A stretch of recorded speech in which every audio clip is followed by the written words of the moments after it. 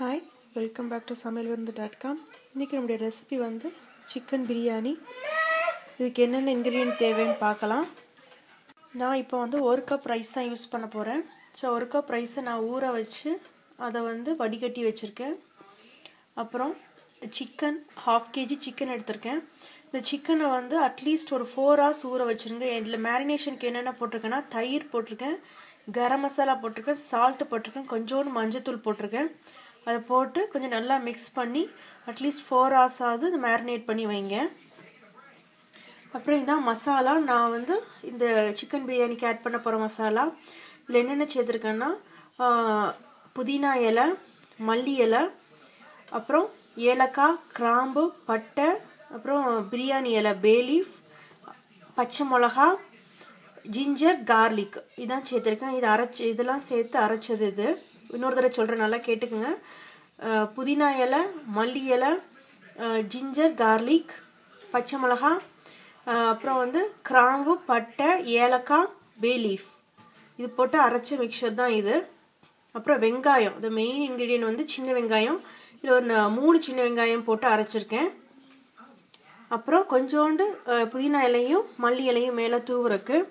அப்புறம் ஒரு ஆனியன் நல்லா ஃபைனாக சாப் பண்ணது, நல்லா ஸ்லைஸாக சாப் பண்ணது, ஒரு தக்காளி, அப்புறம் இந்த ஹோல் கரம் மசாலா, அதாவது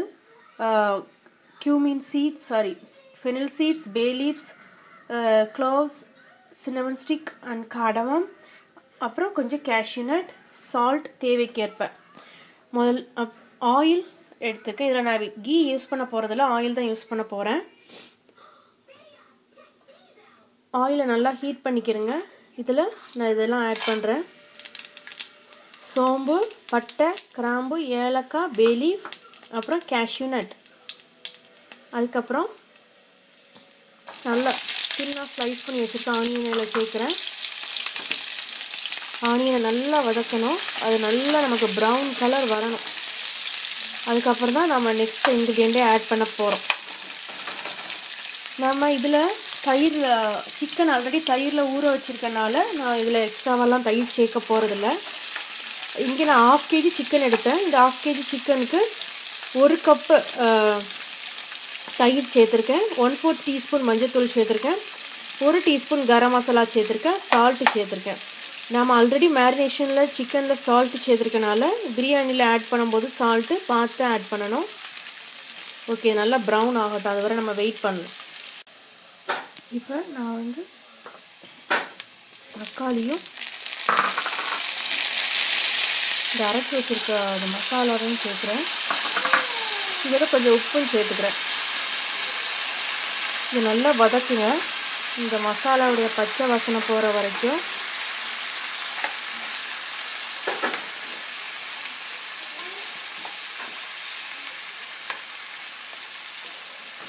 மாதிரி தக்காளி நல்லா மசியணும்.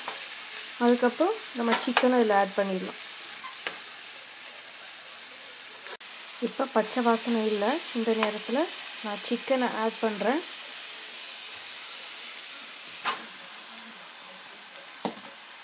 சிக்கன் நல்லா பாதியாக குக் ஆகிற அளவுக்கும் நான் இதை நல்லா வேக விடலாம். நான் இதில் வாட்டர் எதுவும் ஆட் பண்ண போகிறதில்ல. நல்லா மிக்ஸ் பண்ணுங்க. முதல்ல இந்த மாதிரி நல்லா மிக்ஸ் பண்ணிக்கிறேங்க. மிக்ஸ் பண்ணிட்டு கொஞ்சம் க்ளோஸ் பண்ணிவிட்டு ஹாஃப் குக் ஆகிற வரைக்கும் வெயிட் பண்ணலாம். இப்போ செக் பண்ணலாம்.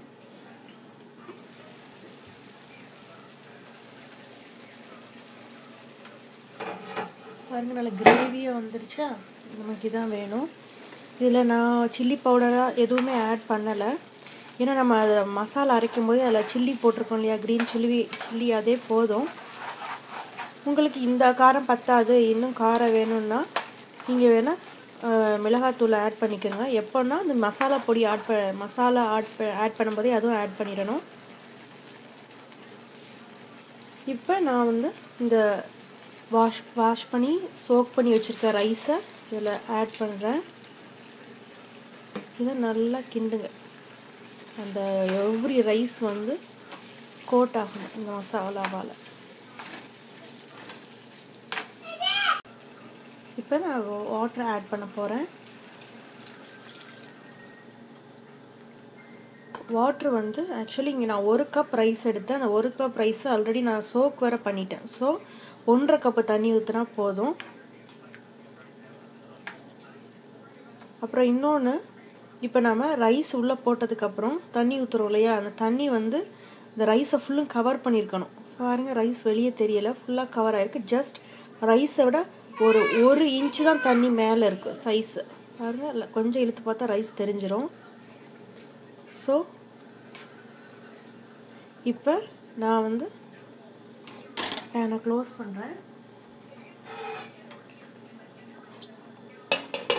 Okay, let's wait. இப்போ செக் பண்ணலாம். இப்போ பாருங்கள், மேலே ஃபுல்லும் தண்ணி வற்றிச்சு, பபுள்ஸ் தான் வந்துட்டுருக்கு. இந்த நேரத்தில் என்ன பண்ணணும்னா,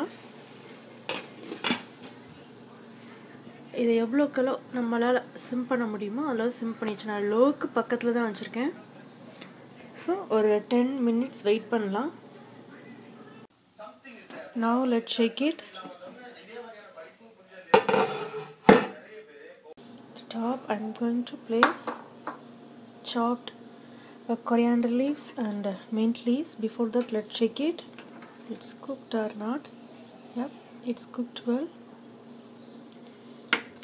Now I'm going to place this mint leaf and coriander leaves.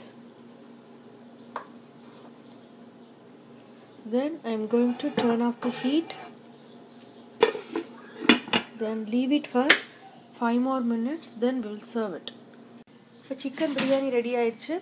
நான் சிக்கன் பிரியாணியை வந்து வெங்காய ரைத்தா, அதாவது ஆனியன் ரைத்தா வச்சு சர்வ் பண்ணுறேன். இந்த ஆனியன் ரைத்தா ஜஸ்ட் ஆனியன், அப்புறம் கொஞ்சம் தயிர், உப்பு மட்டும் போட்டால் போதும். இன்னும் கலர்ஃபுல்லாக வேணும் அப்படின்னு நினச்சிங்கன்னா பச்சை மிளகாய் போடலாம், அப்புறம் மாதுளம் பழம் இருக்குல்லையோ அதை போடலாம். It's very simple raita recipe. இப்போ நமக்கு சிக்கன் பிரியாணி ரெடி. ட்ரை பண்ணுங்கள். ட்ரை பண்ணிட்டு உங்களுடைய கமெண்ட்ஸை சமையல்விருந்து.com போஸ்ட் பண்ணுங்கள். நம்ம நெக்ஸ்ட் வீடியோவில் மீட் பண்ணலாம். தேங்க்யூ, பாய்.